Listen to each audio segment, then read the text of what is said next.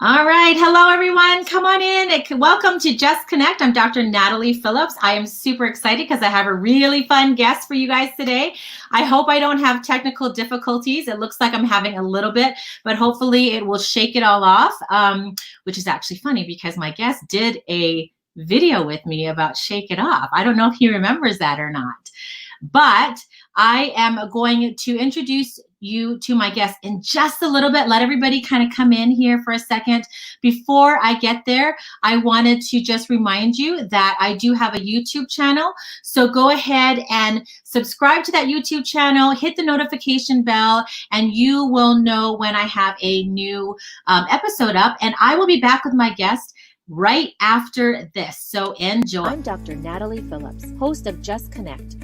I am an audiologist, a business owner, an entrepreneur, and a connector. This life is about connecting for the right reasons and to the right people. I believe making authentic and true connections lead to growth, change, and impacting the world. All right. So I am going to bring in my guest here. Let's just change that up here. Hello. How are you? Hey, how you doing? Appreciate you having me. Yay. Sorry. I know there's a little bit of a delay on my side. So welcome, everybody. This is Derrick Coleman. Welcome to the show. Hey, appreciate you guys having me. Really great, beautiful day and awesome day to join and inspire and chat up with you. Awesome. Well, we're going to keep going. I know my side is frozen. I hope that you're still able to see it. I'm going to try to pull it up on my Facebook to see the comments of people coming in. And so, Derrick, my friend Derrick, we had the way that we met actually. So we were volunteers with the Starkey Hearing Foundation, and we got to go out to India and spend about a week there. Just fitting hearing aids and doing some fun things. I think I was talking to somebody. I remember I love the people in India. It was a beautiful culture. But there was one day when I think all of us just got tired of just eating what we were eating. And I remember we all said, we're going to go get a steak somewhere. Like we needed meat and we needed chicken. And we all raced to the Hard Rock Cafe in Bangalore, in India, where we were. And oh my gosh, it was like the best meal ever. And we enjoyed our meal. And then we had a friendly little race back to the hotel, which I can't remember who won. I'm thinking maybe I did. In our tuk-tuks. Do you remember that? Yeah. It was a crazy streets and the way that everybody was driving. Family of five on the mopeds, with a mom and a newborn baby in the back. It was a great and awesome time. The Hard Rock Cafe, I remember just the light being dim and me just feeling like I was part of the group but still out of place because everything just seemed weird and deja vu, like it just really happening. But I'm pretty sure where you're going with the story was when the following day, we're working on fitting some kids and some adults and whatnot with hearing aids. And all of a sudden, I just started feeling real funny. Like, I did my workout this morning. I'm thinking maybe I just need to hydrate. Like, I didn't drink enough water. And there was a dinner for everybody. I think it was the last night or the Oh, second yeah, to yeah. last night. And there was a dinner for everybody. And that kind of when you have Bill Austin and all of the founders and everybody there just kind of come together and appreciate what we've done, celebrate what we've done. And it got to the point where I could not even get out of bed. No, I was throwing up. I had no idea why. And then all of a sudden, one of my friends looked at me. Somebody said like, "You might have food poisoning," and I said, "From what?" I asked them, and I don't know how I could have got food poisoning when I was still here. So All I ate was a steak, well done. I always get well done, always get well done. Make sure the steak no red, and I still got it, and I was just not.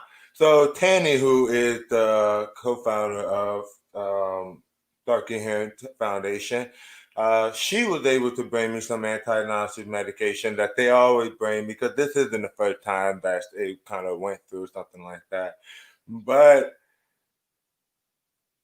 it still was a good steak. Long story short. It was. I just remember going, I remember you got sick. I forgot that it was the food poisoning, but I do remember that just getting out and getting into some sort of normalcy for all of us kind of just helped us kind of get our head back into the game of being a volunteer, so that's kind of how we met. Was we got to volunteer together in India, and it was such a special time. We had so much fun, and ever since then, I don't even remember how long it's been, 6 years, 7 years. Anyway, been following your career, and we've been in and out of talking and just kind of staying in touch with each other. And I'm so proud of you and so glad that you're here, because I'm excited because you're doing some really special stuff. So I want this to be all about you and sharing with my audience, your audience, and anybody else that's tuning in, what you've been up to. So for people who are not a little more aware of who Derrick is, Derrick, start with your story. Tell me a little bit more about who you are. Let's clue people in about kind of your life story a little bit.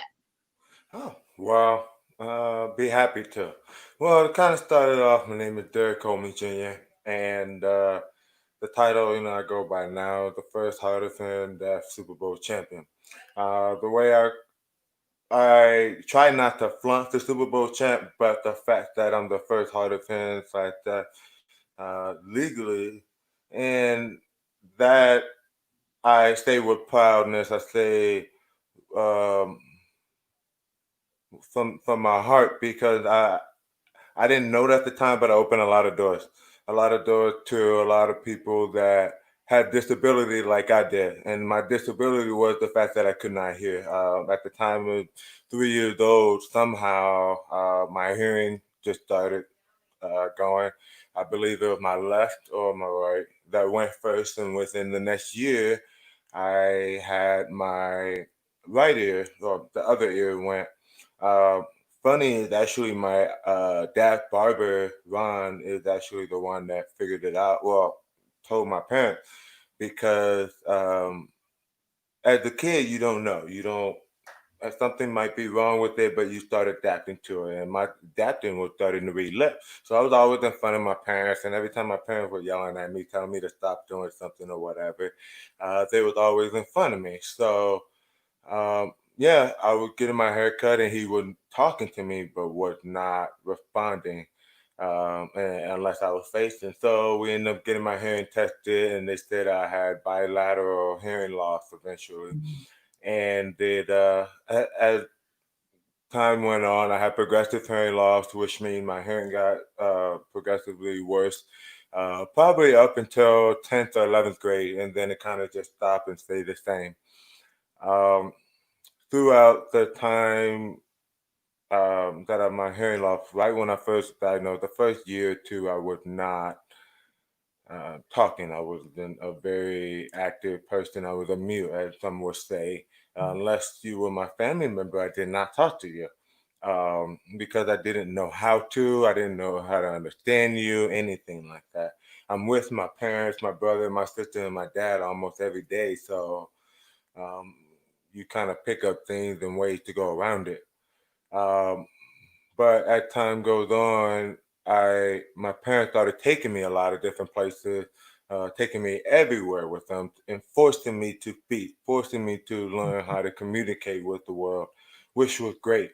And so me growing up in the settings of elementary, being different, not being able to hear, had these big bulky hearing aids, uh, it wasn't as smooth as most people would think. Oh, oh yeah, you can hear. You have hearing aids. No, I still had some difficulty, especially in the loud setting, classroom, kids, especially when we're outside. I got these big bulky things, and they weren't exactly, my hearing aids weren't the same color as my skin, so it definitely showed out as more.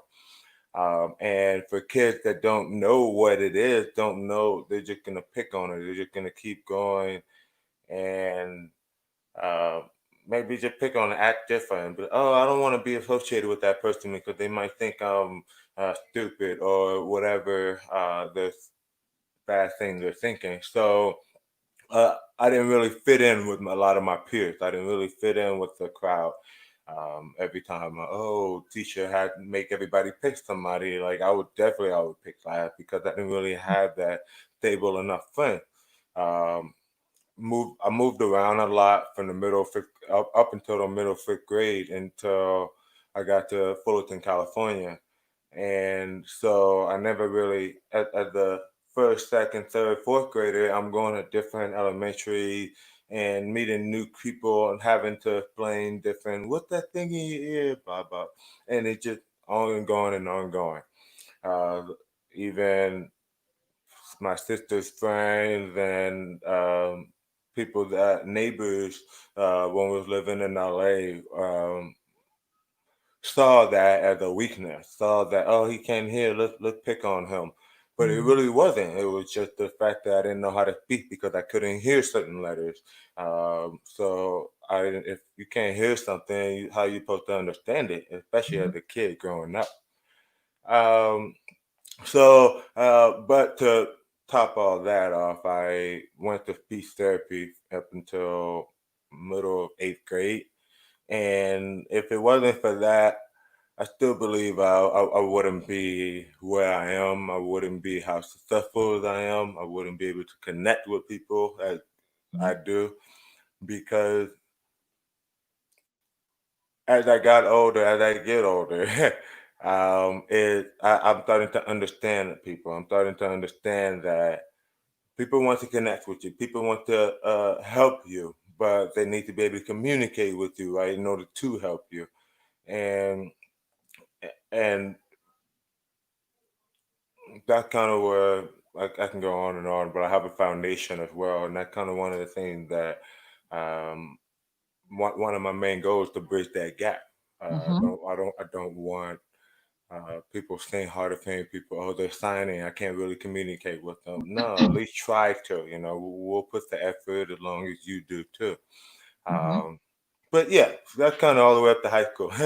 But I always had help, and I always took the help. I always was. My mom instilled a lot of proactive confidence in me, and made me work and constant work at trying to be the best I can be and trying to make sure my hearing, which is my weakness, which is, I accepted that, but trying to make it my strength, try to take the disadvantage and making it to advantage.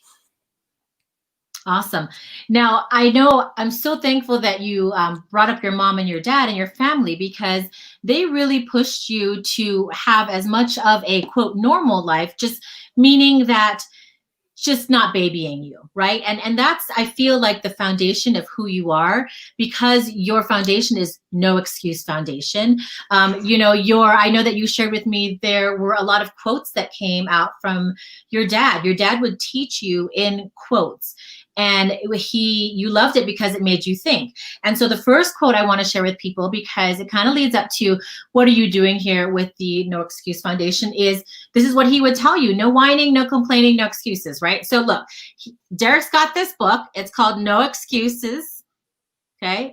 And he also has a foundation, the No Excuse Foundation. So, talk to me a little bit more about, I know you're humble. It's really hard because Derrick is really, really humble, and he doesn't like talking about himself. He doesn't like the spotlight on him.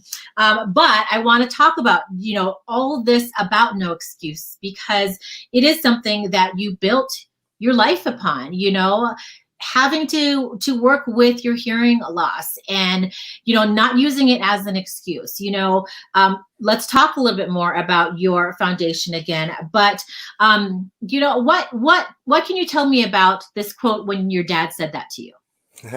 So, growing up, my dad has always gave me a lot of quotes, especially my mom. And I think he figured at an early age that worked for me.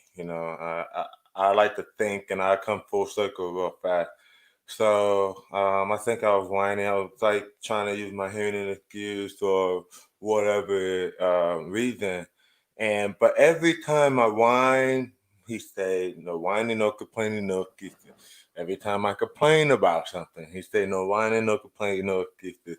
Every time I gave him a reason why I didn't or something didn't get done, he said, "No whining, no complaining, no excuses." So he did. He said a lot, but he didn't really say much. He kept saying that over and over and over because he's trying to instill the confidence. I mean, that in order to be successful, those are the three things that you can be. There's only two things in our life that we know that we can control. That's our attitude and our effort. If as long as we have a positive attitude and give everything we got towards it, we can be successful as we put our mind to. But as soon as you start whining, as soon as you start making excuses, as soon as you start complaining about something, and letting it impact you, that's where it's not. Like everybody whines, everybody complains, everybody like it's gonna happen. Like especially that's what I like to call venting. Uh, but excuses, that's why it's the third and final one because it wants you to remember that. Excuses. You can't when you want something in life, you really gonna go after it.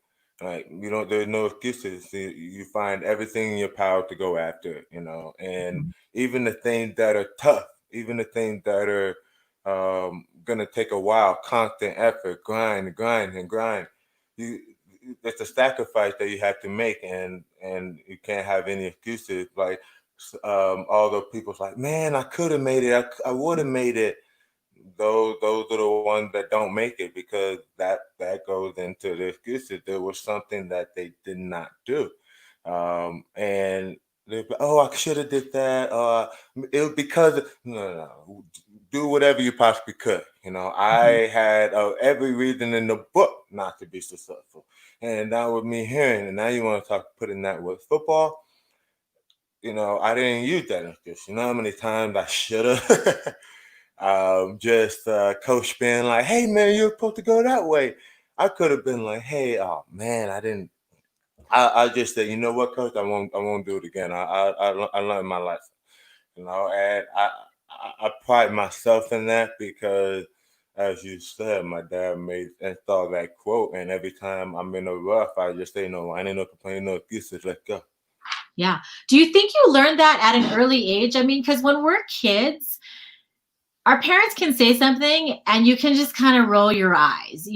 So was it something that you learned early on, or was it something that you just kept in the back of your mind?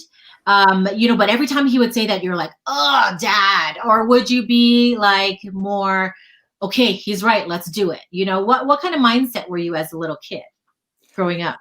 Uh, I was my mom would say, a crazy, wild little boy. Meaning just running around the house, running around the grocery store. You take me to the grocery store, you're on aisle one, I'm on aisle 19. Come back with all different types of stuff in my hand, knowing I'm not going to get it. So it was, I was definitely out there. And especially when settings where I was comfortable, I felt in my bubble. And but a lot of things, I think me having hearing loss at an early age, me having to learn a lot of things, a lot of lectures from my parents, a lot of hard lessons that even my brother and sister didn't really have to go through. Um, and also being mainstream, meaning that I was going through normal school instead of a special school for hard and deaf people or kids, and I didn't because I didn't go through a special school. I had to work harder. I had to um, pay attention, but I couldn't just um, hey, giggle and talk to my friends and still understand what the teacher can catch back up. It was most people. You want an example? Me taking notes and then looking down, taking notes, and while the teacher is talking, I'm not. I'm hearing it, but probably not understanding it because, as I said earlier, I'm a lip reader. I work best when I'm in, face to face, and so me growing up, I've had to learn about the hard work. I had to learn about sacrifice. I've had to learn a hard lesson about reality real fast, and um, that's good and it's bad. It's bad because you don't want a kid to do that. You want them to enjoy every aspect of his childhood, getting, fall down, scrape his elbow, climb trees, have fun with the neighborhood kids, the whole 9 yards. And but it's also bad. Oh, let's see, good and bad. It's also the opposite because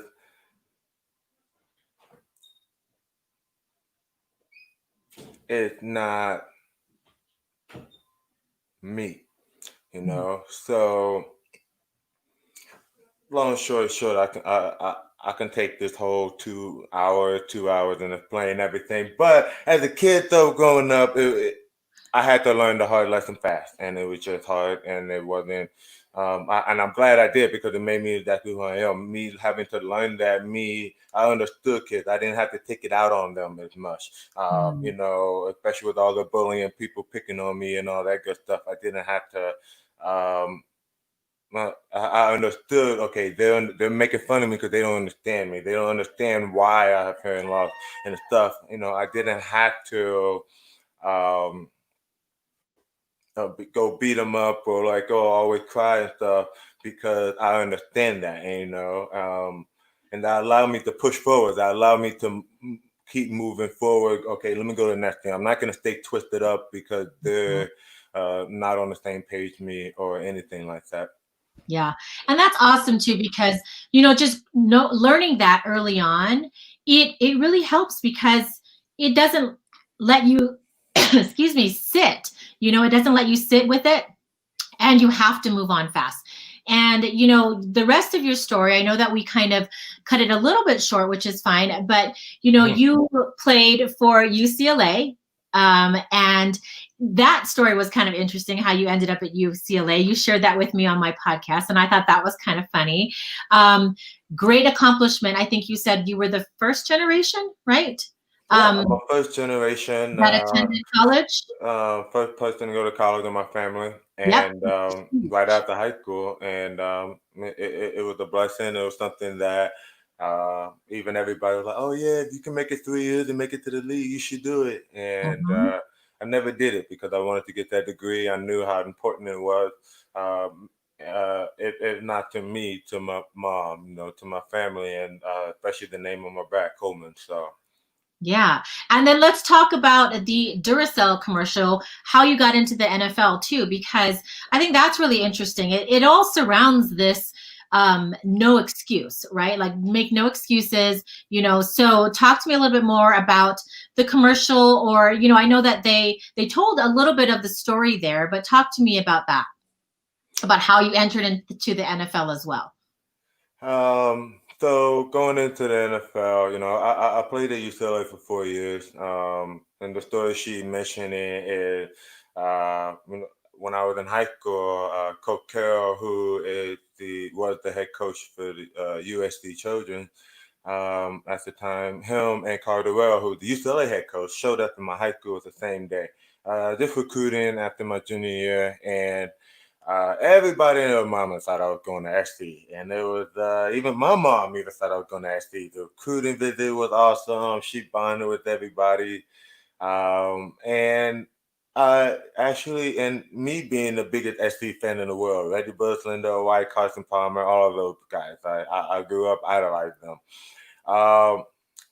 So when I decided to go to UCLA, it was a shock to everybody. But I made the choice based on I wanted to play. I know USC at the time had a lot of guys. I know I would have had to wait, and I felt that I bonded with the UCLA players um, uh, at a level that I knew I wasn't going to have to work as hard to gain their trust. And uh, me being in high school, I had my five best friends. I got many best friends, but my main five best friends were the five best friends. My five guys that blocked for me in high school. So, and even to this day, because I finally found that comfort. I found that sense of belonging, sense of purpose with them. We all bring something to the table, and to have to do that again in a different setting once I finally found something that I've never really had that I love. So I was able to do that at UCLA and take off to another level. I was able to go to the NFL. Well, have a chance to go to the NFL. After having a great UCLA season, career, and everybody projected I go late round and everything. I'm like, oh wow, okay, no problem. And at the pre-draft is happening, a lot of coaches, a lot of scouts are asking me like, hey, how do you deal with the hearing? How do you deal with that? And I'm explaining to them, step one, step two, step three, like exactly what I'm doing. I'm prepared. Um, first thing I do when I meet somebody, I'll walk in the building, go and introduce myself to the quarterback and let him know. Like I read lists, if I ever come up and grab you, you just need to repeat yourself. Like you don't even need to yell out. You read your list and we're good to go. Just tell them that whole stuff, bring me back to another quote as you saying, don't get ready, be ready. So, when I got to the league, I didn't get drafted, but I was able to sign with Arizona Cardinal. No, I was able to sign with the Minnesota Vikings. It's only been a bad. That was the last team. Uh, I was able to start. They able to start with Minnesota Vikings, and they were. And it was awesome. Everybody there was welcoming. They understood that I was able to thrive in a college setting, and they were willing to take the chance to it. All I want. And I thought, I think anybody wanted somebody to take a chance on me. And I had an okay spring and training camp. I was there. Even now, when I think back to it, I noticed so much more I could have did, could have, should have, would have. But instead of whining or complaining excuses, I did what I needed to do, and I own up to it and I live to it. Move on and let it be a blessing or a lesson. So I was at home for a couple months after being released from the Minnesota Vikings, and I was able to. Couple months later, Pete Carroll, at the same as I mentioned earlier, he was on the Seattle Seahawks and decided to bring me in on the practice squad as a running back. No tryout, no nothing, just threw me in there. And there was a padded practice and everything. Cam Chancellor, the safety, blew me up on the first day, the whole 9 yards. And so I was able to stay there, work hard. Every day I act like it was my first day. I was in there studying hard, working hard, just trying to make sure that I was ready in case anything happens, whatever. So the following year, they ended up saying, "Hey, we want to bring you back down to a general 3-year contract," and I was still as a running back, and also halfway through spring training, Coach Carroll came to me and said, "Hey, we want to bring you. We want to move you to fullback. We like you. We want to keep you here, and we want to move you to fullback." And I was like, "Yeah, no problem, no problem." And then I walked away. It's like I spent my whole life trying to run away from people. Now you want to run to people? Like, okay, this is gonna be fun. So I was able to strive out there, and they're making a team, which was the best feeling in the world.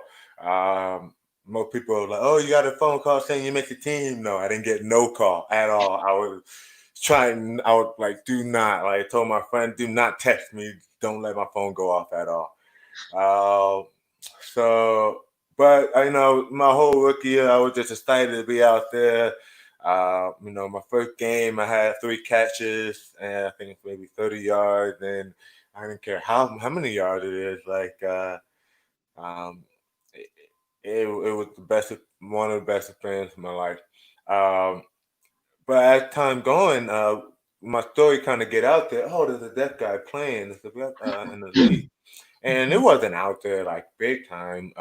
You know, I had a few fans, and you know, definitely helped out around when I was in college, going to local schools, talking to kids, and Duracell had approached me and approached the Seahawks on like, hey, you know, we have a campaign that we think will be great. He will fit great in there. And when they brought it to me, the first thing I thought of was, great, free hearing aid batteries. Perfect. Like, these things are expensive. And they go out fast. I think mine might go out in a second. Um, so I was like, yeah, no problem. So we started doing it. We actually did it at the end of we filmed the commercial at the end of the season, at the end of the regular season. And we did it everything in maybe 22 hours or something. They picked me up at like 2 a.m., 2, 3 a.m. Um, and just after we was out celebrating, we just beat San Fran. Um, Oh no, maybe it was a little bit. We just be like somebody. So we're out celebrating, having a good time. So I'm on 2, 3 hours of sleep, and they gave me the script and everything was all in one day. We filmed everything one day and did, but all through it, I'm like, okay, this might okay, I got you. And I'm not an actor. I like to have fun, goof around, and everything. But now you want me to be serious toward the camera? That's something else. So.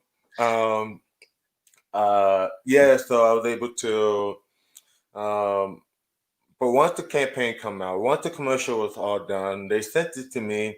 But me being me, as you said earlier, I'm humble. I was like, you know what, I'm not gonna watch it. Like, I let people else, I let other people tell me, and everybody's like, man, it's so good. My mom It's telling me. good. So you know, my mom's in there as well. So and then as I go, how I knew it was good was Coquel actually. This is a fun story I actually haven't told a lot of people. The following couple days, or it took off, you know, and it actually started as just a generic ad. Wasn't even going to commercial like YouTube, run it, Duracell campaign that. And Carol goes in a team meeting and was like, hey, man, there's 2 different types of commercials out there. Good commercial and a bad commercial. Let's show you the bad commercial first. And he actually put KJ Wright, who's the linebacker for Seattle Seahawks, he had a car commercial that he was endorsing. And he, you know, sitting in front of the screen, endorsing the car, like, hey, do this. And then he was like, whatever. Then he showed my commercial. And believe it Oh, or not, that was like one of the first few times that I ever watched a commercial, and I was in front of the whole team. And where was I? In front of of course, in the very front row. So, you know, like afterwards, I couldn't even turn around because I was like, even if it's good or not, I'm like, everybody's gonna be like, yeah, good job. And I'm just gonna be like, okay, thanks. It's still hard for me to take praise. So, um, you know, just having that, understanding that the guys that I'm with every day, you know, appreciate that commercial, and they started relating to it a lot more, coming with stories about, and some of them didn't even really know, you know, it's like, oh, they just think of me, oh, I'm out there, man, I don't like he's out here, like, why do I need to? It must not be that bad. They didn't understand the severity of it. Um, so, but the when we get to the Super Bowl, they played in the Super Bowl ad. They played after Super Bowl 48, and but after that, the praise, the everything that came with it, the twin Riley and Aaron that I just wrote back to, mm, um, I it I felt like I had to get back. I felt like the all the response I was getting wasn't just from the hard of hearing community. It was with every person that's been through obstacles in their lifetime. Every person that's been through barrier, people not believing in themselves. mhm. Yeah. Well, so what Derrick's talking about, for those of you who don't know, there were twin girls that they were, a big fan of Derrick's. And I think they wrote you a letter, didn't they? And they just said, hey, we're so happy for you and we're so excited. And you showed up and you surprised them and actually gave them tickets to the Super Bowl, didn't you, for them and their family? And they Yeah. were just like so shocked. Yeah. Which Yeah, was so so awesome. it was a great experience, and I'm always one to every now and then I always go to my fam, my mailbox, grab my fam, sign them right back and everything. And this one was actually a letter, and a lot of times you get letters people are asking, "Hey, can you sign this? Hey, can you send me Mhm. something back?" Blah blah blah. So every now and then I get a letter, and I like reading here. We got downtime sometimes at the facility, and it was at lunchtime. I remember just eating in the game room, and I was reading my letter, and all of a sudden, she was just saying, "Hey, I have hearing loss too, and I believe in you," and blah blah blah. And I was like, "Oh, wait, you know what?" Grab another paper, just wrote something back without it, and then sent it in the mail. The fact that it went crazy and big and reached the news was great as well. Uh, but yeah, just it was fortunate enough because when we went to the Super Bowl, they were from New Jersey as well, and we were in New Jersey for the Super Bowl. So, and it went big on Twitter. So to invite them to experience one of the greatest moments of my life, to experience something that no hard of hearing that person ever won or probably reached before, is Mhm. um, it was a blessing to share. So the day before, or I think maybe the week before, surprise them with the family. They have a younger brother as well. They're not so young anymore. I believe they're 15, going on 16. So uh, they grown up. But just knowing that that memory there with them, even the pictures, I'm going through all my pictures, and I always get a smile on my face when I come across them. Oh, well, and so, besides giving back with the Starkey Hearing Foundation, what you did when you were playing, the time that you spent, when did you develop the No Excuse Foundation and what are you doing with it now? So I developed the North Youth Foundation actually right after the Super Bowl, back in 2014, and it was developed as a platform to advocate against bullying, to empower individual between the hard of hearing and hard of hearing community and the hearing community. I wanted everyone to be as one. I wanted everyone to reach their dream and help each other in the process. There's no excuses Mhm. for leaving somebody behind when you can help them. There's no excuses for not going after your dream as I did. I didn't let my hearing get to me, and that's something that, as I thought, people, is something that a lot of people try to hide, and then use it as an excuse later.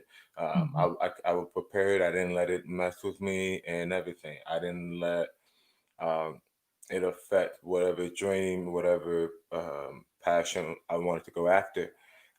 One of the stories that I tell people that kind of helped me come up with no excuses is it's kind of a weird one, but growing up, I always wanted to be an Air Force pilot. I don't know why. Uh, my dad worked at Boeing, used to be called McDonnell Douglas, and with the home of the C-17. So the big old cargo airplane that dump out the tank and helicopter. He used to work on those. He kind of does on the technical side now.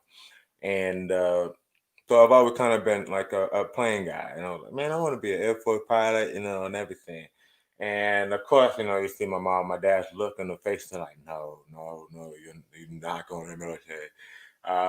So, but they never told me that I couldn't do it. They just said, okay, you got to keep working hard. You got to keep getting good grades. They don't want no whatever. And that's what kind of kept me going. But they never told me that it was gonna be super hard from I probably won't make it or all that good stuff, all that bad stuff because they wanted me to come to realize that Mhm. they didn't, and I did. that's why I always tell people, like, don't let anybody tell you can't do something until you actually determine, you know what, all right, maybe that's not for me. I should go a different route, or maybe you come out on the other side successful. Mhm. Um, so that was the whole no excuse thing because I didn't. I didn't make an excuse like, oh, like my hand. I wasn't gonna let that be a factor. And a lot of people um, use it. And I almost think back to when you really wanted that doll, when you really wanted that PlayStation, when you really wanted that extra free time outside as a kid. You did whatever you had to do. You asked your parents, "Hey, can what can I do to help out?" You did whatever you could, extra chores, clean the kitchen, whatever. So, and the same mentality had to be on the hard things or the tough things. You can't just be like, oh, shy back. You have to have that same mentality in life. And there's no excuses for not having it. And you should be given everything you possibly have and everything you do. Like I told you earlier, the only thing you control in life is your attitude and your effort.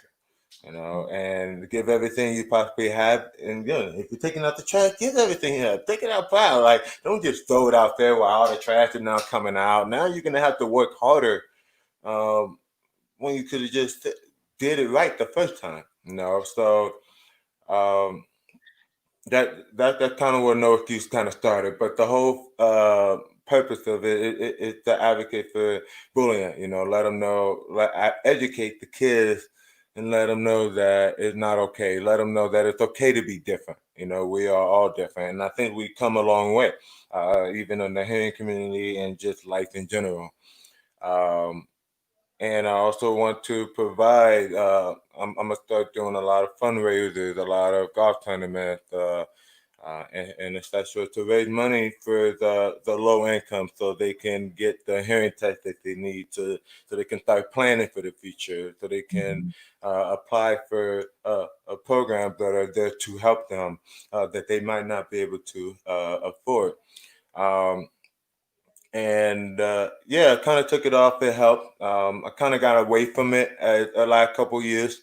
Mhm. Me being with football, I was always a one-dimensional type guy. Meaning, I have to focus on football. If I focus on two or more things, something's gonna sacrifice. Something's gonna suffer.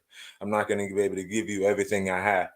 And it started to mess with me after my second year.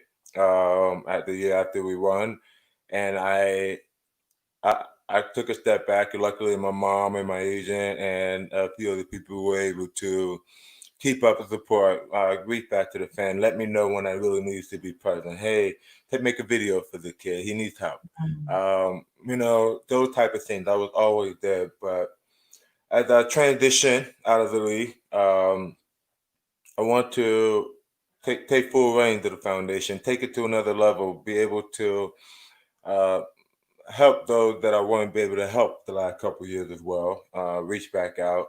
But I also want to be able to this hard time, this whole coronavirus and the tough times we're going through it at the last week or two. And I want to be able to just make sure all the kids that are going through the graduation are feeling left out. I want to make sure that they're still confident, that still believe that in themselves first, and that's what me. Like, you have to believe in yourself. You have to be the best version of you. And um, and some of these kids already had a hard time already in school, so now you take it back, make it virtual. They can't communicate as well as I can or understand as well as I can. They're not fortunate enough. So I want to make sure that they're not alone. I was in their shoe, maybe in a different setting, different situation, but I was there. I felt the same thing, felt left out. And I want to install that confidence. I want to install the confidence that they don't fade back into reality. They just upfront in their approach to the problem. They're prepared, and if they're having technical difficulties, they can't hear. They let the teacher know way in advance that this happened. Can we do this, and that? Uh, Small stuff like that to help them to see, to make sure that the hearing loss are weakness, just what it is, it becomes our advantage. And to do that, it's not easy. It's not easy at all. It's constant hard work, and even to this day, I'm doing it. Yeah. But that's where I'm taking the foundation, and that's where I'm uh, gonna take it to another level. And I'm excited. I'm excited for the things we have planned. Yeah, I'm excited too. So, because I know that you made visits to schools and you had talked to some different kids as well. It sounds like you're shifting to do some virtual meetings, and what you feel it might be small, just a really small little message is huge for these kids, and so it sounds like you're doing a lot of fun things. Of course, everybody has to fundraise, so visit his Facebook page, visit his website, and make sure that you are part of learning about what Derrick is up to, because it sounds like it's going to be fun, and I'm really glad that you're turning your attention back to that and to help it grow. I think it's really, really cool. Let's see. So I know that you had shared with me this other quote, and I wanted to kind of put it up there from one of your coaches. If it goes, there we go. Because, like you said, I don't want this to be anything political or anything like that, but with everything that's going on, this is a really good quote from one of your coaches, Rick Neuheisel. Tough times don't last, tough people do. And we talked about it real briefly before the second wave of the craziness happened. But, with COVID, with all of these injustices and these riots, it's a really good quote. And so,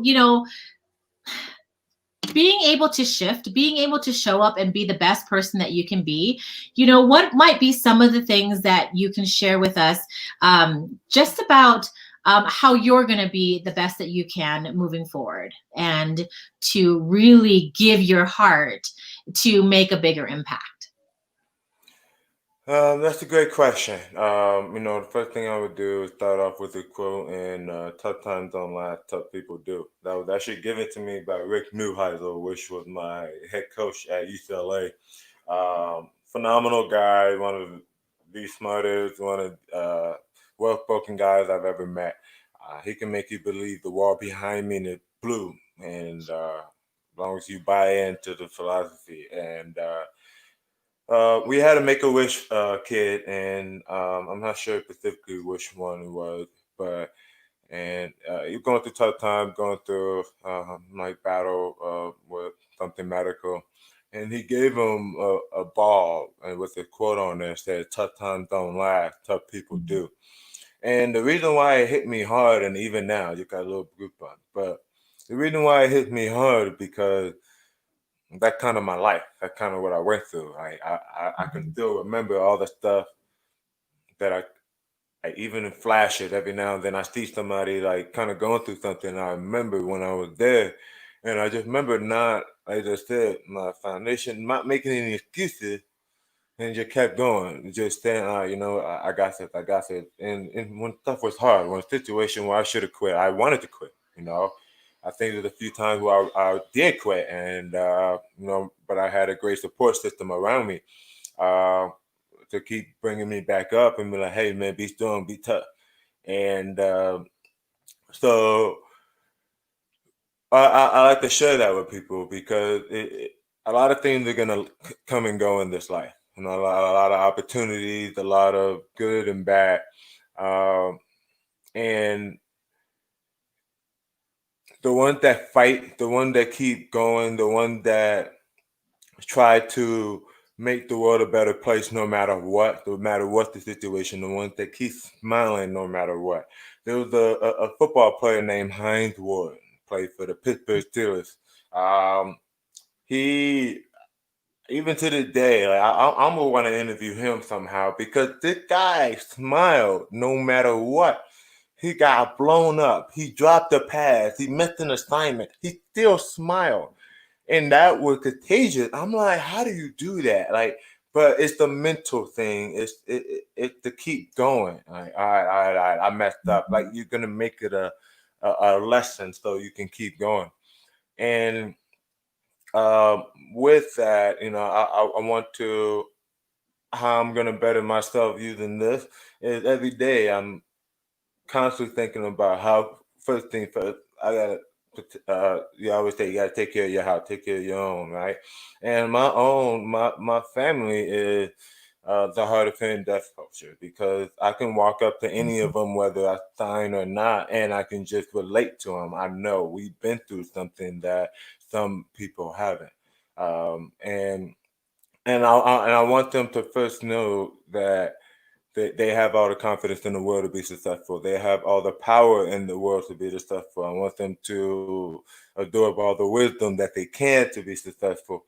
And in order for me to help that, these are type of time with the coronavirus. So, um, but I want to start making, as I make, you mentioned, I'm making a website, my own personal website, and that's gonna take me a little bit while because I want to make it great. And but with that, even through the foundation website that will be live in a few days, I want to be able to upload short 5-10 minute videos of things that I've been, tough times that I've been through and how I got out of it, but also interview people as well. Interview my mom, interview former teammates, Marshawn Lynch, if I can get them, Robert Turbin, all these guys that played with me in the trenches.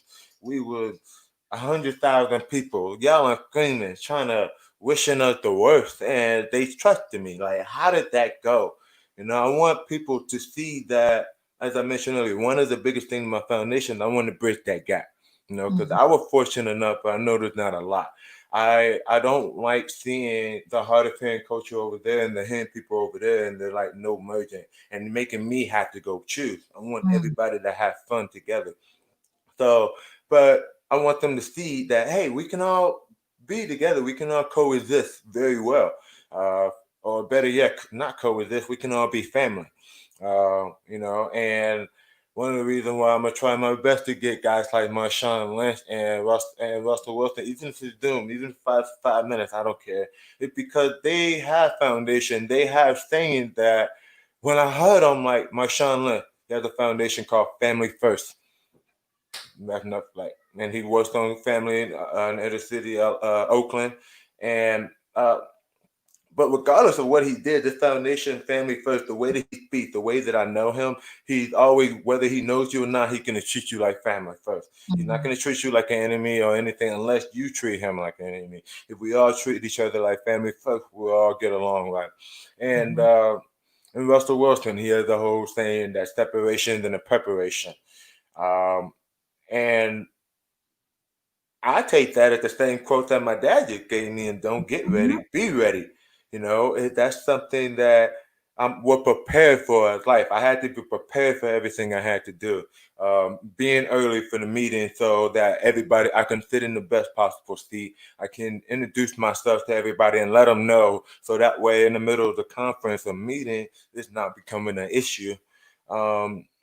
Different things like that. So I want these kids, I want these adults, I want whoever the hard of hearing, and even hearing, these are lessons that whether you know it or not needs to be reinforced, needs to be heard multiple times over and over and over again.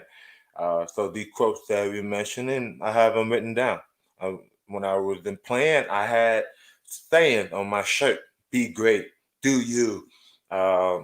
Just things, quotes, and the reminders. Some tough times. All right, what's my saying? What's going to keep me going? Yeah. That's awesome too, because you have such a special life, and I love that you are taking that life, everything that you went through, from just how you were raised to your experiences to the hearing loss. I mean, everything was, to me, manifested perfectly for you to be aligned into where you are right now, which is now, giving back of yourself.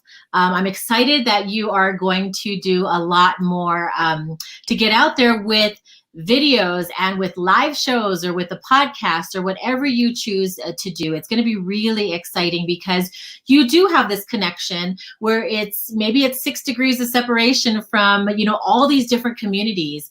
And you are, this central person where you can bring all these different communities together with what you're creating, because you will be able to pull on those connections that you created just by being you.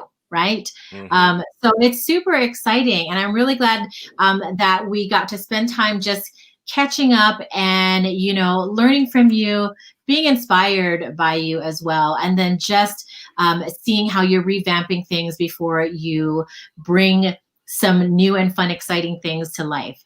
So thank you. Oh, appreciate you having me, especially so I'm able to spread my message, spread my words, inspire confidence in individuals. And I just want to let everybody know to stay tuned. I have, like she said, I have an exciting thing to plan, especially interviews. I'm not great at hosting. I'm not great at all that. Being formal as you are so great at, and the way you're running this is awesome. Mine is going to be more formal, more having conversation with guys, having real, letting, I'm gonna shape a story and let them tell me something that they can relate to it. Okay, I had to go through this in elementary school, and these people always picked on me, and then when I got to the basketball court, they really wanted to like, what is something that you can relate to? Like, I want to see how my mental capacity that made me successful and other people mental made them successful, because confidence all starts up here, right? And another great quote. And in the game of football, in the game of basketball, in the game of sports, but I stay with football. In the game of football, it won from the up here on Sunday. It won from the neck down Monday through Saturday.